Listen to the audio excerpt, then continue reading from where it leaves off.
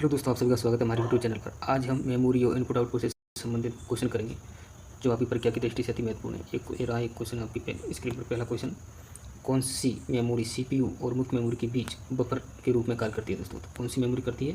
तो एक cache memory CPU और मुख्य मेमोरी के बीच बफर का कार्य करती है। इनमें से कौन सा एक आउटपुट डिवाइस का उदाहरण नहीं है दोस्तों? आउटपुट का उदाहरण नहीं है दोस्तों, क्या नहीं है? कीबोर्ड नहीं है। कीबोर्ड यह इनपुट का उदाहरण है। किसकी? इनपुट डिवाइस है। कीबोर्ड क्या है? इनपुट डिवाइस है। निम्नलिखित में से किस मेमोरी की सूचना संग्रहित करने के लिए रेफ्रेश की आवश्यकता होती है? तो दोस्तों, रेफ्रेश की आवश्यकता किस मेमोरी को होती है? डी रैम की। डी रैम को रेफ्रेश की आवश्यकता होती है। निम्नलिखित में से कौन सा पॉइंटिंग डिवाइस नहीं है दोस्तों? कौन सी पॉइंटिंग डिवाइस नहीं है दोस्तों? ऑप्शन इधर रखा आपके पास, mouse, option B joystick, option C light pen, option D digitizer. तो दोस्तों, यह डिजिटाइजर एक पॉइंटिंग डिवाइस नहीं है और ये तीनों सब पॉइंटिंग डिवाइस है। रैम का पूर्ण रूप क्या है दोस्तों? तो रैम का पूर्ण रूप क्या है दोस्तों? रैंडम एक्सेस मेमोरी है। क्या है? Random access memory. Keyboard, mouse, scanner किस प्रकार की डिवाइस है? किस प्रकार की डिवाइस है? तीनों किसकी? इनपुट डिवाइस है। क्या है? इनपुट डिवाइस है। निम्नलिखित में से कौन सी एस रैम की विशेषता है दोस्तों? एस रैम की विशेषता क्या है दोस्तों? एस रैम की, ये डी रैम से तेज है। ये भी एस रैम की विशेषता है। ये आकार में बड़ी और अधिक महंगी होती है। इसमें कम बिजली की खपत होती है। ये सभी दोस्तों, ये सभी एस रैम की विशेषताएँ। कंप्यूटर में डेटा मापने की सबसे छोटी इकाई क्या है दोस्तों? तो छोटी इकाई क्या है? बिट है। कंप्यूटर में डेटा मापने की सबसे छोटी इकाई क्या है? बिट।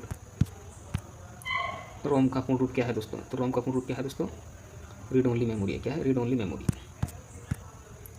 कंप्यूटर स्पीकर किस प्रकार की डिवाइस है दोस्तों? तो स्पीकर किस प्रकार की डिवाइस है दोस्तों? एक आउटपुट डिवाइस है। क्या है? आउटपुट डिवाइस है। निम्नलिखित में से कौन अस्तर मेमोरी का उदाहरण है दोस्तों? तो कौन है अस्तर मेमोरी का उदाहरण है दोस्तों? रैम है। रैम एक अस्तर मेमोरी का उदाहरण है।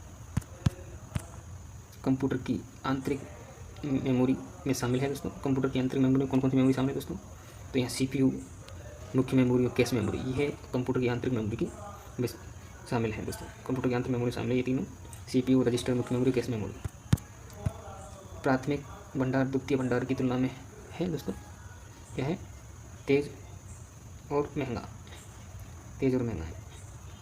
तेज और महंगा। पर्सनल कंप्यूटर की मुख्य मेमोरी को क्या कहा जा सकता है दोस्तों? पर्सनल कंप्यूटर की मुख्य मेमोरी को क्या कहा जा सकता है दोस्तों? तो क्या कहा जाता है? मुख्य मेमोरी को आंतरिक मेमोरी कहते हैं। क्या कहते हैं? आंतरिक मेमोरी। निम्नलिखित में से कौन सा कथन स्टैटिक रैम के बारे में सत्य है दोस्तों? तो स्टैटिक रैम के बारे में सत्य है दोस्तों। तो स्टैटिक रैम में डेटा फ्लॉप में संग्रहित होती है। फ्लॉप में संग्रहित होती है। इस समय पर रिफ्रेश करने की आवश्यकता नहीं होती है। स्टैटिक रैम को, ये बात सही है। ये डायनामिक रैम से तेज है। ये सभी हैं दोस्तों स्टैटिक रैम की विशेषता। निम्नलिखित में से किसे मुख्य मेमोरी के रूप में उपयोग किया जा सकता है दोस्तों? तो मुख्य मेमोरी के रूप में किसे उपयोग किया जाता है दोस्तों? ऑप्शन ए देगा कॉम्पैक्ट डिस्क, ऑप्शन बी देगा आपके सामने चुंबकीय disk, option D hard disk.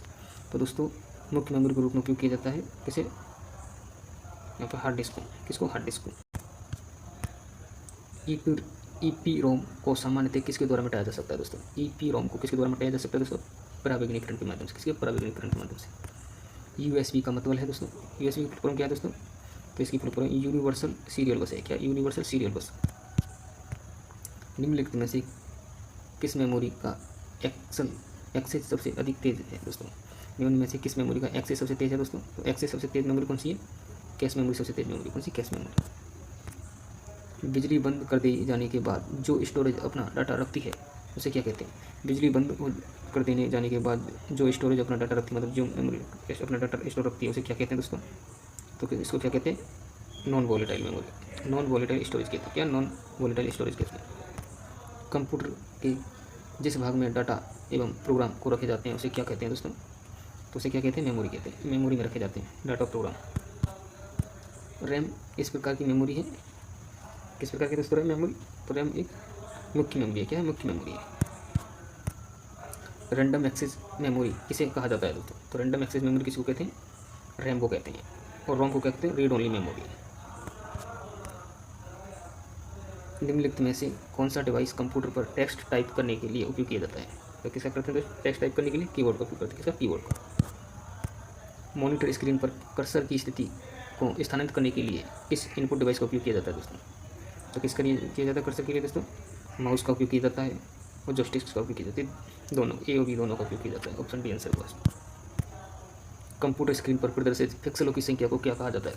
तो पिक्सेलों की संख्या को क्या कहा जाता है दोस्तों? रेजोल्यूशन कहते हैं। क्या कहते हैं? रेजोल्यूशन। पिक्सेलों की संख्या को क्या कहते हैं? रेजोल्यूशन।